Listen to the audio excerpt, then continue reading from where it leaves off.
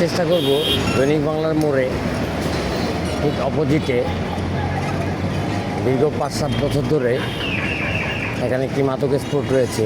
এখানে প্রতিদিন আনুমানিক প্রায় 2-3 লাখ টাকার চাঁদা বিক্রি করে থাকে।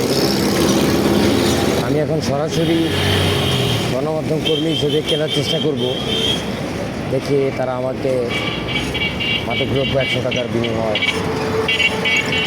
দেয় কি না, সাথেই থাকে।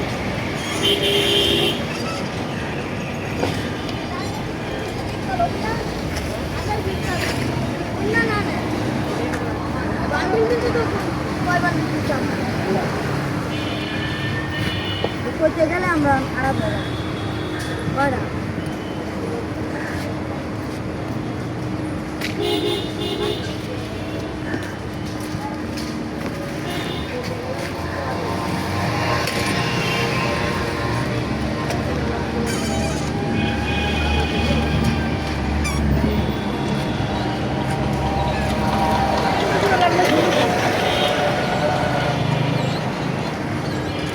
ওই খালা 25 গ্রাম করে বেতন, 25 গ্রাম।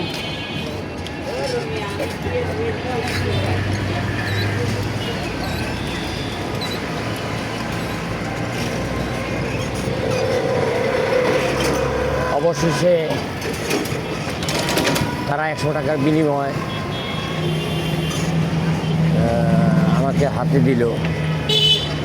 আপনারা দেখতে পাচ্ছেন এভাবে প্রতিনিয়ত প্রত্যেক সেকেন্ডে প্রত্যেক মিনিটে কয়েক লক্ষ টাকার মাদক এই দৈনিক বাংলা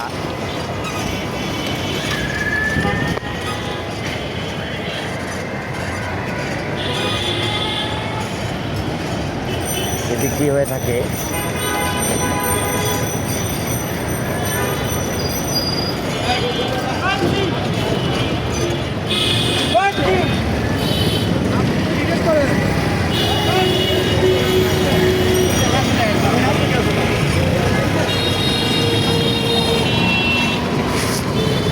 সাথেই থাকুন, আরও নতুন নতুন ঢাকা শহরের প্রাণকেন্দ্রে কিছু মাদক স্পটের দৃশ্য আমি তুলে ধরার চেষ্টা করব। আইনশৃঙ্খলা বাহিনীর নজরে যেন এই স্পটগুলো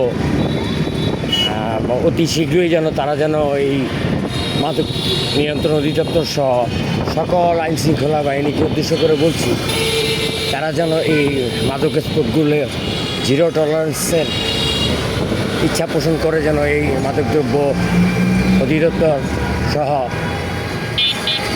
দেশের সকল আইন সংস্থাকে বলবো এই জিরো টলারেন্সের ডাক দিয়ে মাদককে প্রতি সত্ত্বর নির্মূল করুন।